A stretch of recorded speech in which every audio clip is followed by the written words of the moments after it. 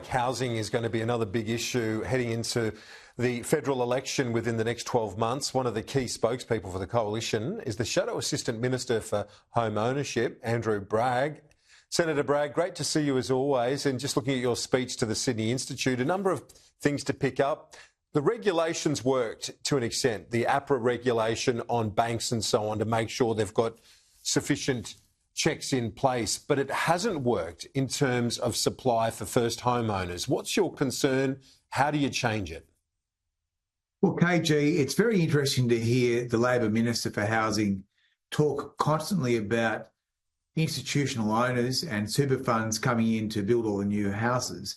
What you never hear them discuss is the fact that we actually want to see individuals, people, get loans so they can have their own mortgage in their own house.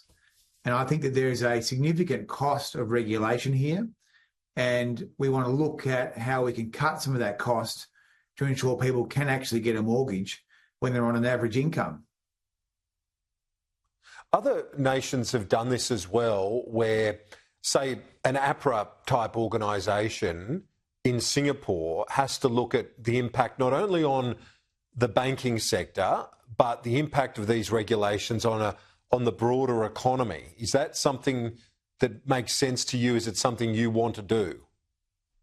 We need to look very closely at the impact of capital adequacy rules, responsible lending rules, and whether these rules could be done in a way which was going to guarantee that the banks would be unquestionably strong, but that they could also provide the capital needed to first home buyers and also to small businesses, because we need to have an economy where people can get access to capital. Otherwise, we are going to be giving up on first home ownership. And the reason that Labor don't talk about these things is because they have given up on first home ownership, and their solution is just to wheel the big super funds in and get them to build all the houses. Because right now in Sydney, and just looking at your speech, you touch on this, it's not realistic to be able, as a first home buyer, to afford the sort of mortgage you need to get into the market in the first place. The median price, is 10, 12 times the average wage of a household? It's becoming unaffordable to access the Australian dream. And for millennials and Gen Zs, unless there is a significant change here, they will never own a home. And that's why we need to build more houses. It's why we need to look at super and to look at the lending regulations, because we want to tilt the playing field in favour of first home buyers, rather than just say, look, it's all too hard and we'll just wheel in the big super funds and the foreign fund managers to build all the houses, which is Labor's very lazy solution.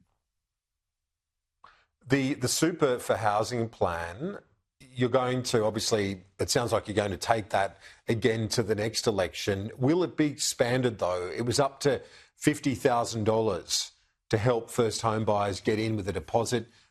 Are you looking at going higher than that? Well, clearly, Kieran, you need more than $100,000 to get a deposit in Sydney. So that is $50,000 would not do the job. And we know that the key determinant of your success in retirement is not your superannuation balance. It is your home ownership status. So we are desperate to avoid seeing generations of Australians locked out of the home ownership market. And so that's why the Senate is currently looking at all these thresholds with a view to making sure that we make it work for people, not work for big super funds.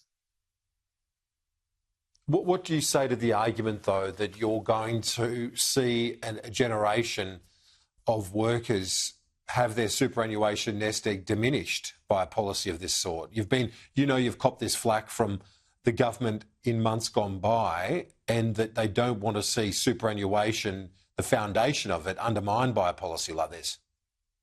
Well, the idea that superannuation is the only pathway to retirement is totally flawed. As I say, the key factor in your retirement is your home ownership status. And at the moment, millennials and Gen Zs are not going to own houses. So it is far better for people to have a home in retirement, which is why that's our steely focus. And the reality is that if we had this policy in place tomorrow, there would be many Australians that would be able to get onto the ladder of the housing market because they would have a deposit. And you're looking at something like $100,000. Is that the ballpark? That's under consideration. Superannuation access? Yeah, that's under consideration at the moment. And I think these policies have to work for people. They can't be so rigid that they don't work. And the reality is, if you look at Labor's Help to Buy scheme, I mean, the caps were so low that even if it was legislated by the Parliament, it wouldn't have been effective anyway. Shadow Assistant Minister for Home Ownership, Andrew Bragg, appreciate it. Thanks, KG.